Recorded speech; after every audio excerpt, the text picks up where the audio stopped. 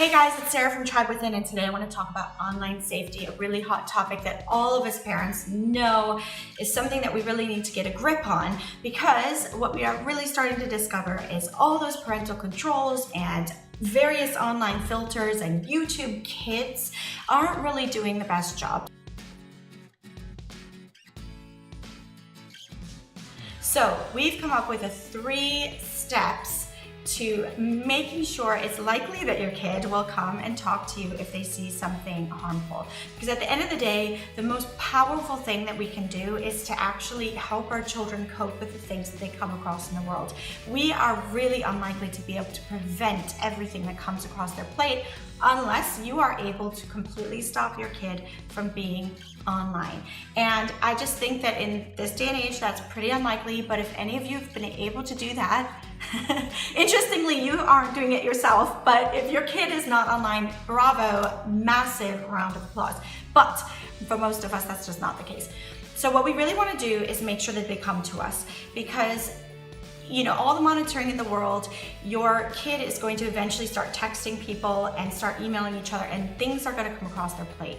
Now, before we go into the 3-step process, I just want to say that there are 3 main things that we've identified that kids come across that can make them really uncomfortable or scared and are obviously not quite appropriate for a young aged kid.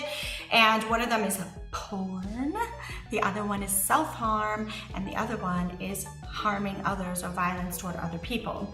So this is the way that we approach those 3 topics, okay? Is with our 3-step program.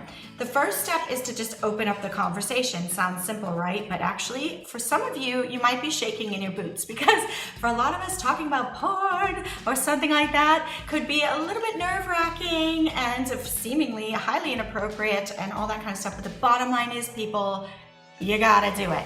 So this is how it is. 3 steps. Open up the conversation. Hey kids, remember when I said there might be things online that you come across that make you uncomfortable and might make you feel unhappy or scary or something? Yeah, Mom. Oh, okay, so you remember I said that, right? Step 1. Step 2.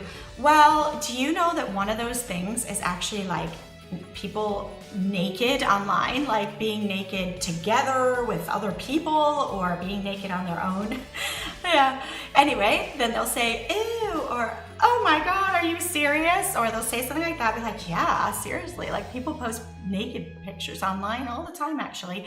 Well, anyway, if you ever see that, it'd probably make you actually pretty uncomfortable. So you need to come and talk to me about it, because I know all about that stuff and I'll just sort it out for you.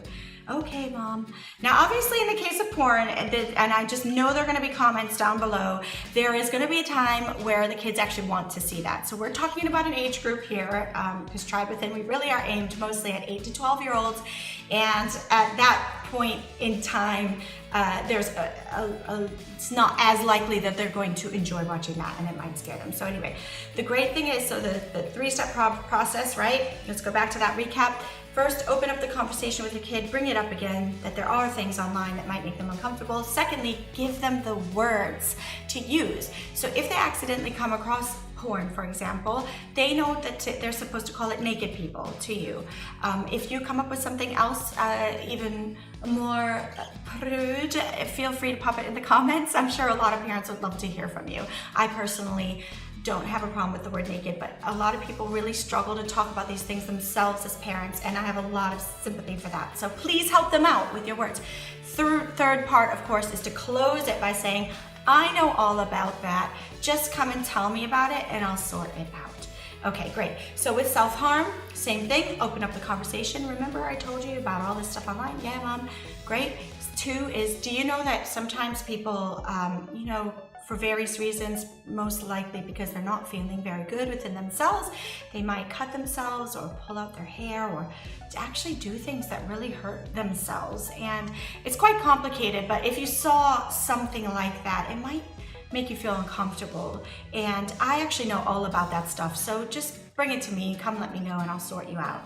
Okay, great. So, right, open the conversation, say what they might see, give them the words that they could talk to you about it with, and third, obviously come to me. And then with the violence one, that one's actually Sadly, very easy to talk about because I guarantee you from the youngest of ages, kids know about violence in the world. Even if you just have the radio station on in the morning, they hear about it on the news. So that is the same thing. You open up the conversation and then you say, well, you know, sometimes people actually post videos of them hurting someone else or even watching other people hurt each other. And yeah, I mean, probably if you saw that, it'd make you feel pretty uncomfortable. But I know all about that stuff, and I might even be able to help the people in the video. So you should bring it to me because I could try to sort that out.